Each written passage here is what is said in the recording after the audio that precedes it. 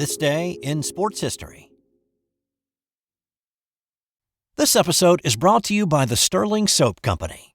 I'm a big fan of shave soap. I've been using different brands for years, and I recently gave Sterling's shave soaps a try, and I've been very happy with the results. Sterling's shave soaps give you a great lather and a frictionless feel that allows the razor to glide right over the skin for a super close shave. No skin irritation and a clean, refreshing feel with no soapy residue after. I can tell you without a doubt, it's simply the best shave I've ever had.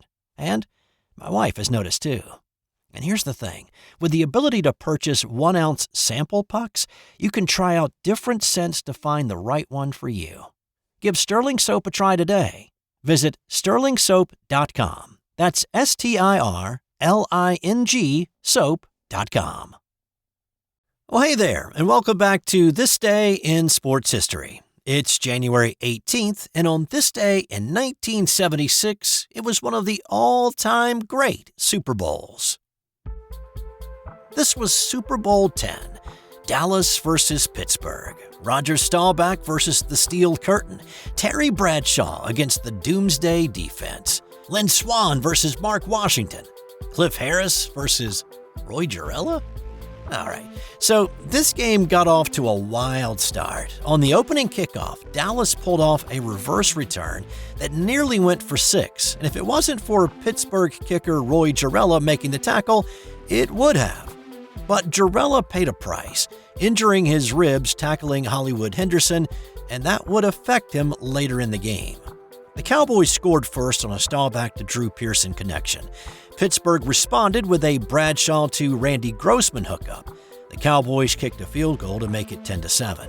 The Steelers had a chance to tie in the waning seconds of the first half, but Gerela missed the field goal, and it stayed 10-7 at halftime. Now, speaking of halftime, this was the first Super Bowl halftime with a show. Prior to this, a local college band or maybe even a high school band would play some show tunes and march around the field. Well, since this was the bicentennial year, the league wanted to do something special, and so they brought in the singing group Up With People to do a tribute to America's 200th birthday. It was pretty well received, and from there, the halftime show only got bigger. No more marching bands. So when you're watching Kendrick Lamar at Super Bowl 59 this year, the origin of that goes back to this game in '76. Back to the game now. No points were scored in the third quarter, but something important did happen. Gerela had another opportunity to tie the game, but he missed his second field goal of the day. Well, after he missed, Cowboys safety Cliff Harris mockingly patted Gerela on the helmet and said a few things like, "Thanks." Well, Pittsburgh's Jack Lambert did not like that at all, and he threw Harris to the ground.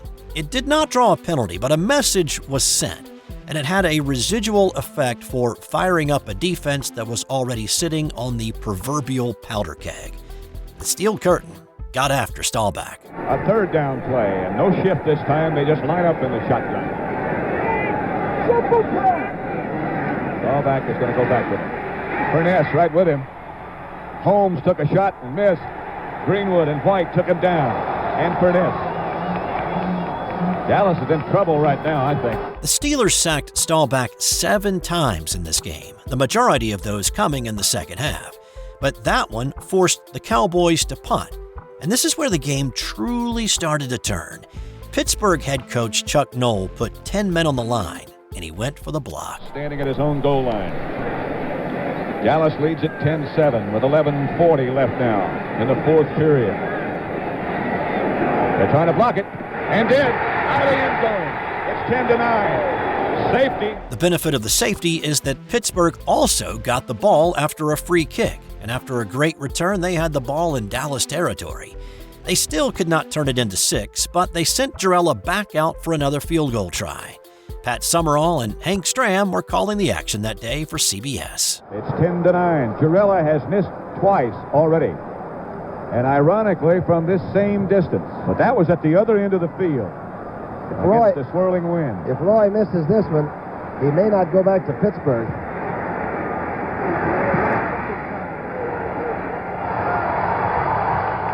This time he doesn't. Pittsburgh 12, Dallas 10. The Steelers smelled blood in the water, and they were ready to start a feeding frenzy. The next offensive play for the Cowboys was the same play call that went for 6 in the first quarter to Pearson. When Pearson scored back in the first, Steelers safety Mike Wagner knew what to look for if they tried that play again. Roger Staubach behind for the first time. He's going to throw. Down the middle, picked off by the Steelers, Mike Wagner. And down to the 5-yard line. Pittsburgh could still only turn that into a field goal, and it was 15-10. After forcing a Cowboy punt, the Steelers' offense went back to work, ready to put the game out of reach. Facing a 3rd and 4 in the huddle, Bradshaw looked at Lynn Swann and told him to go run a post. Here is Bradshaw, bothered from behind. Lynn Swann is open. Got it. Steeler touchdown. Mark Washington with him. The Cowboys had the safety blitz on. 64-yard touchdown pass from Bradshaw to Lynn Swann, and Bradshaw is down. That's got to be one of the great passes in Super Bowl history or in pro football history. That was Bradshaw's last play of the game. The helmet-to-helmet hit he took from Larry Cole knocked him out, gave him a concussion, and he spent the rest of the afternoon in the locker room. But Dallas would try to fight their way back into this one. 4 plays later, Staubach hit Percy Howard in the end zone. Shotgun formation for Dallas. Snap to Staubach, drops back. He steps forward and goes for the end zone. Look out down there. It's going to be a touchdown for the Dallas Cowboys. Percy Howard got beyond Mel Blunt. Blunt trying to handle him, couldn't keep up with him, and Percy Howard, a rookie from Austin Peay, for a great catch for the Dallas Cowboys. Interesting fact, that was Percy Howard's first and only catch in the NFL, and it went for a touchdown in the Super Bowl. But Dallas still trailed. They did get the ball back, and they had 2 shots at the end zone, but the Hail Mary play that they'd gotten to work against Minnesota in the first round of the playoffs that year did not get answered this time around, and Pittsburgh won Super Bowl X, 21-17. On this day in 1958, Willie O'Ree broke the color barrier in the NHL. He made his debut with the Boston Bruins against the Montreal Canadiens at the Montreal Forum.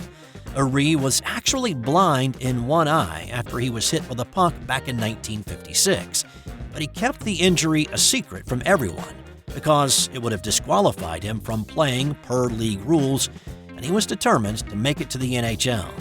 He only played in 1 more game that season. He missed the next season, but he came back up in the 59-60 season. He scored 4 goals and assisted 10 others in 43 games in that season. Of course, his legacy isn't goals or points, but the fact that he endured all the racist taunts and became a player in the NHL. On this day in 1896, the first collegiate basketball game with modern 5-man lineups was played. Now, if you remember back to the December 21st episode and the day that James Naismith introduced the game to a group of students in 1891, you will recall that Naismith split a group of 18 into 2 teams of 9. And that's the way the early games were actually played. But on this day, the University of Chicago played at the University of Iowa in Close Hall. Amos Alonzo Stagg is known more as a football coach, but he also coached a little bit of basketball. He was also the athletics director at the University of Chicago, and he took a group of athletes to Iowa to play a group organized by Henry Kallenberg. Stagg and Kallenberg had both been students at the YMCA training school in Springfield, Massachusetts in 1890, and they got to know Naismith, who of course invented the game a year later. Well, each made basket counted 1 point, and instead of peach baskets, they did have iron hoops at this point, with what is described as a hammock-like basket. Now, the ball still had to be retrieved after each made shot. It would be another decade before a hole was cut in the bottom to let it fall through. Well, on this day, the ball needed to be retrieved 27 times, with Chicago beating Iowa 15-12. On this day in 1950, Cleveland Indians pitcher Bob Feller asked for a $20,000 pay cut, going from $65,000 to $45,000. He had been a 24-game winner for several seasons and had led the Indians to a World Series title in 1948. But in the previous 2 seasons, he averaged 17 wins and 14 losses, and just said he didn't deserve his former salary and suggested lowering it to GM Hank Greenberg. The Indians got a bargain. Feller ended up leading the league with 22 wins and made the All-Star team in 1950. And on this day in 1985, Mary Decker returned to the track for the first time since her unfortunate incident with Zola Budd in the Olympics. This being a winter month, Decker was running a 2,000-meter race indoors at the Sunkist Invitational. Instead of staying with the pack like she did in the Olympic 3,000, Decker jetted to the lead early and then turned on the turbo to break the meet record in 5 minutes 34.52 seconds. The famed Decker-Budd rematch would happen a few months later in July. And time now for today's That's Got Nothing to Do with Sports fun fact. Comedian Bob Newhart was NBC's first choice to replace Jack Parr on The Tonight Show, but he was a prisoner of his own success. His most recent comedy album was popular, and his tour schedule prohibited him from doing a nightly show. Instead, Johnny Carson got the gig and stayed in that role for 30 years.